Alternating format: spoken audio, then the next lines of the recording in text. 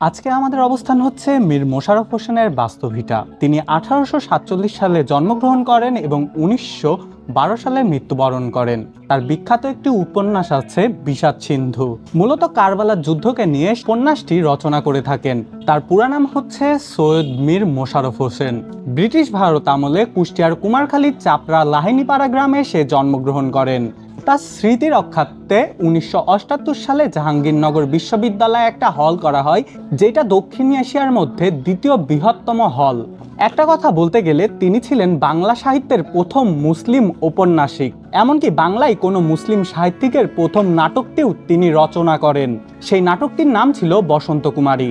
আমি এখন রয়েছি মীর মোশাররফ হোসেনের বাড়ির এখানে, যাকে গাজী মিয়া বলে ডাকা হইতো। এটা হচ্ছে পিছে তার জাদুঘর। মূলত এখানে তার একটা বাড়ি ছিল, সনের বাড়ি, যেই বাড়িটা এখন নাই। মূলত সনের বাড়ির টেকে নাই, পরে সরকার এই জায়গাটায় একটা বিল্ডিং করে সেটাই জাদুঘর তৈরি করছে। জাদুঘরের ভিতরে ঢোকা যাবে না, কারণ সেখানকার ছবি তোলা একদমই নিষেধ, আর সেগুলা পোস্ট করাও যাবে না। এর জন্য আমি ভিতরে যাইতে পারতেছি না। আশেপাশে এখানে মাঠে খেলাধুলা হচ্ছে। এখানে তার স্মৃতি অনুসারে একটা প্রাথমিক বিদ্যালয় আর একটা হাই স্কুল আছে। তার সব থেকে বিখ্যাত সাহিত্যকর্ম হচ্ছে বিষাদ সিন্ধু, যেটা হচ্ছে কারবালার যুদ্ধকে নিয়ে লেখা। তার জীবনের অধিকাংশ সময় সে পার করে ফরিদপুরের নবাব স্টেটে কাজ করে। তারপর সে কিছু সময় কলকাতাতে ছিল। আধুনিক যুগে মুসলিম রচিত বাংলা সাহিত্যকে তিনি সমৃদ্ধ করেন।